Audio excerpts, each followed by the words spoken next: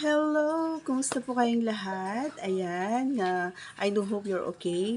And kung bago ka pa lamang po sa ating channel, huwag kalimutang i-subscribe and click our tiny notification bell so that you'll be updated every time we have a new upload videos.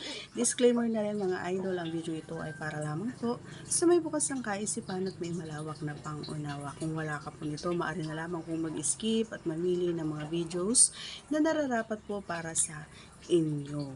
And for today's video naman ay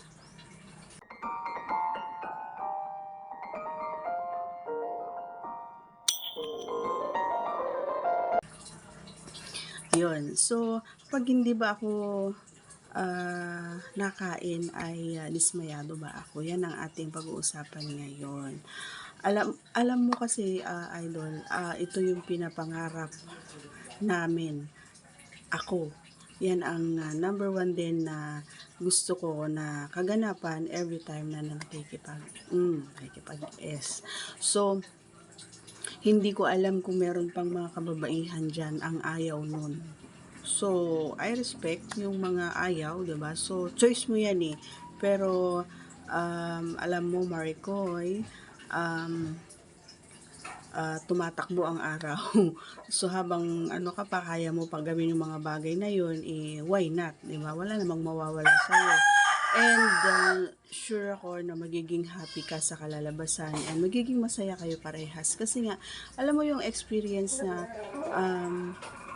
yung naririnig mo lang sa mga kwento nila, pero deep inside sa sarili mo, alam mo yung medyo nag-iisip ka, bakit hindi namin nagagawa yon, di ba?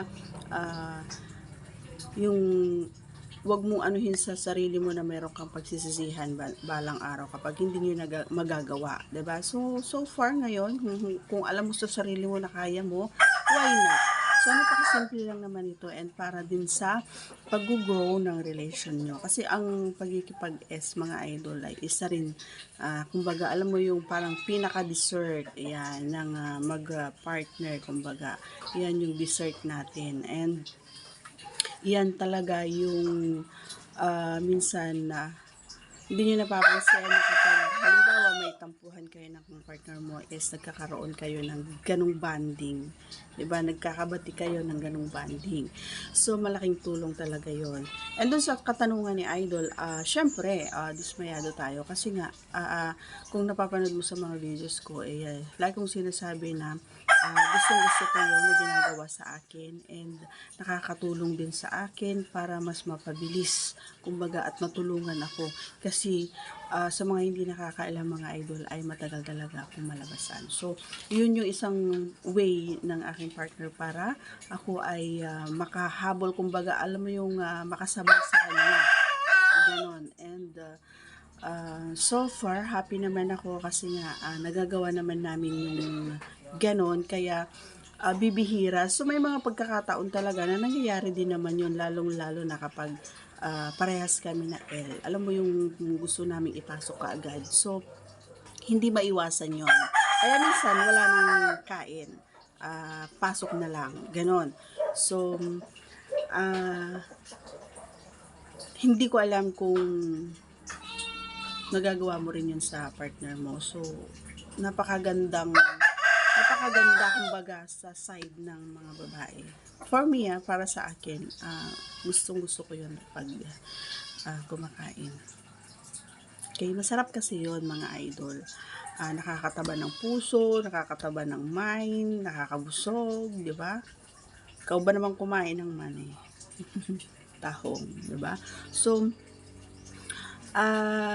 yun lang, nasagot ko naman na siguro. So, wag nyo sayangin yung pagkakataon mga mari at mga pari ko ay para lang hindi nyo gawin yung mga ganun. So, napakasimple lang.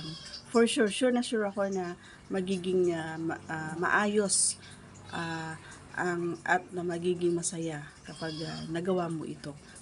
If hindi mo pa nagagawa. Kasi para sa akin, lagi namin ginagawa ito, and look, diba? So, nakakaganda at nakakagwapo.